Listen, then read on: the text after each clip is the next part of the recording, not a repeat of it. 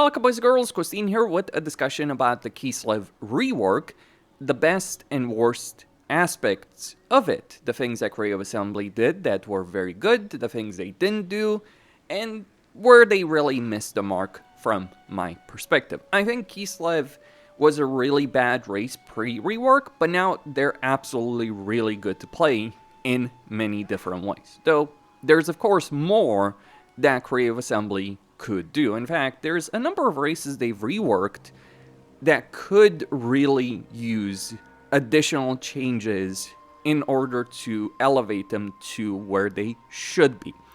So one of the best things about Kislev is the unit variety. You have Armored Cossars at tier 2, you have Cavalry, you have Tsar Guard, you have Griffin Legion, Wing Lancers.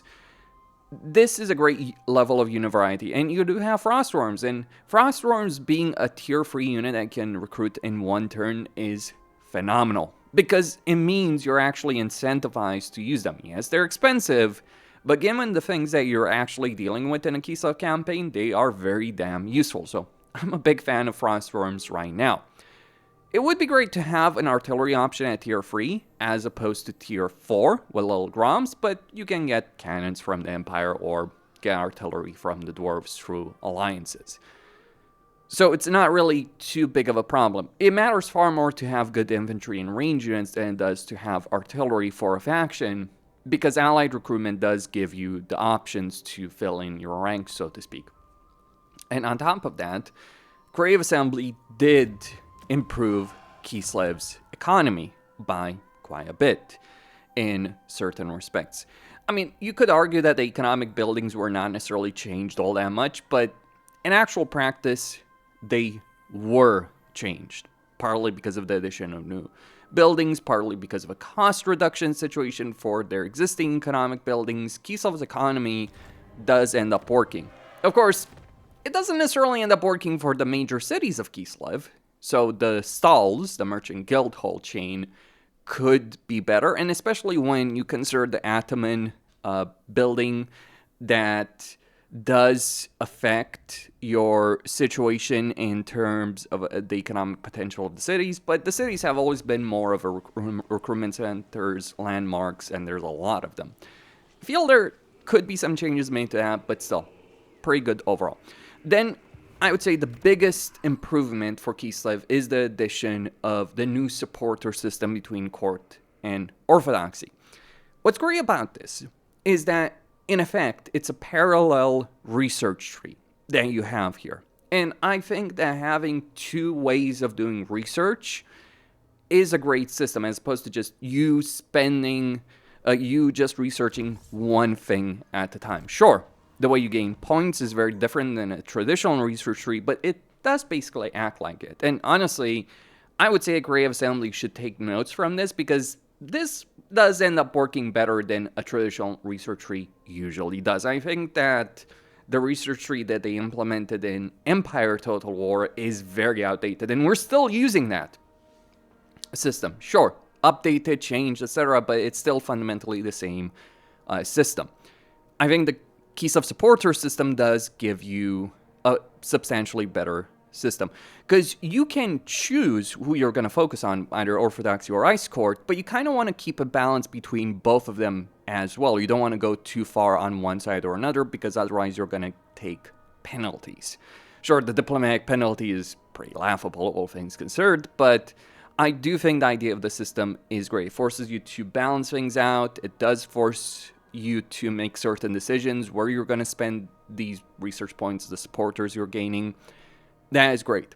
And on top of that, very, very importantly for Kislev, is the fact that now they're very incentivized to fight chaos, specifically through spiritual conquest, because before they really weren't. So the reason they're so incentivized to fight chaos is you get spiritual conquest, which gives you 100 devotion for captured settlements in chaos and Chaos Wasteland climates. And on top of that, with a high level of devotion, you can also nullify climate penalties. I mean, there's various ways, actually, of nullifying climate penalties. You have Atamans, for instance, as well, who can do it in a specific province. High level of devotion also does it. And, well, there's all kinds of different benefits right there as well. Like you get hardened by winter, which makes you immune to mountain and chaos waste attrition. Absolutely takes a while to unlock in a campaign when we're talking about that, but all the same, there are many different benefits that you do have with regards to the Kislev research tree that we just didn't have before. So Kislev has been substantially upgraded compared to where they were before. So be it their economy, the variety of units that they do have, the supporter system, the Ataman system, it is substantially better. Now, here are where the big problems come in. First off, both Castalton and Katarin have subpar campaigns compared to Boris Ursus, and even to some extent Ostankia, though I would say Ostankia is not exactly a great campaign. The thing about Castalton and Katarin is they don't have unique campaign mechanics. Nor does Boris Ursus, though he has a lot of campaign effects to make up for it, which put everything that Castalton and Katarin have to shame. On top of that, it is the struggle of getting supporters for the other factions because you don't gain supporters if you're playing as Katarin. You don't gain supporters by fighting Chaos. You only get them with Ice Court. And it's not like you're getting more supporters with Ice Court fighting Chaos. You're still getting the same amount that Stank and Boris Ursus get, except they get for both Orthodoxy and Ice Court. So Stank and Boris Ursus end up being much better on the system. So that is one of my big issues with regards to that, how Katarin and Castalton's campaign end up playing out. And yes, Boris Ursus is just substantially better as a campaign as a result of that. It's not that Katarin and Castalton are broken, it's just they're not where they should be. In fact, their whole political struggle ends up being rather worthless. A second thing is the actual design of Kislev as campaign area. It kind of really feels the same way it did in Warhammer 1, which is not ideal. Kislev is just a couple of provinces, some big cities that are limited because they're single region provinces. And that limits your growth, that limits the economic potential, that makes those cities less useful.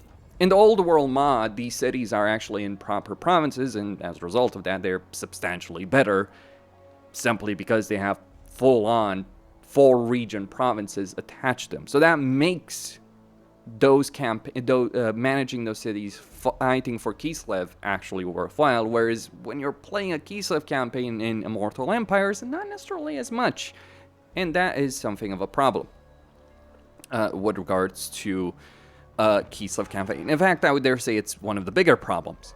On top of that, the whole Ice Court training system is just really bad.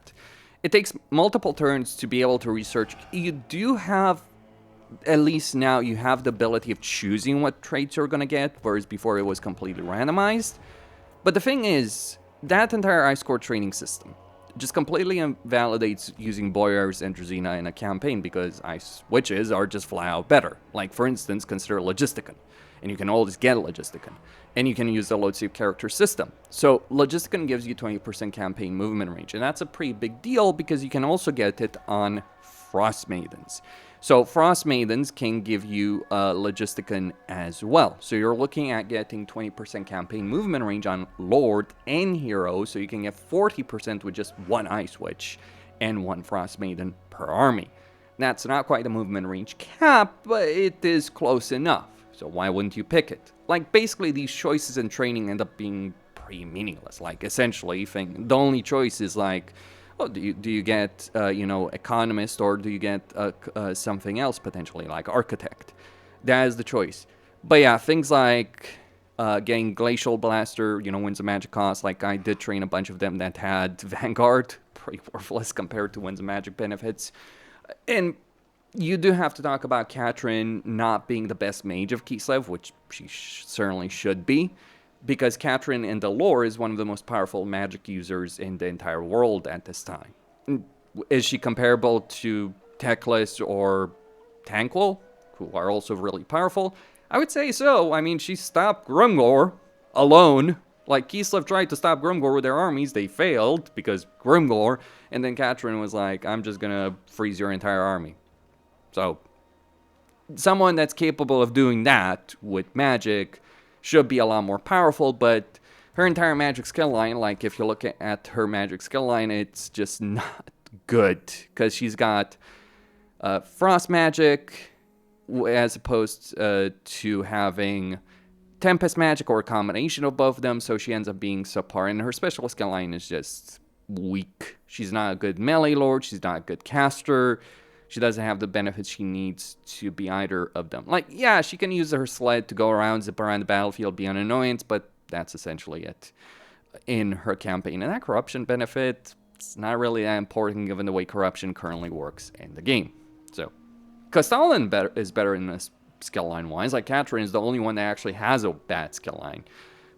But Castellan is better, Borcersis is very good. Astankia, pretty solid in her own right, so it's really just a question of Katarin. So yeah, those kind of issues, the design of Kislev, the ice switch, the whole training system of Kislev, that does drag it down. I think they moved in the right direction with the rework, but they could have done more, and I think they should have done more. And they should keep updating Kislev, or update the map at the very least. That's all I had to say. Costin signing out.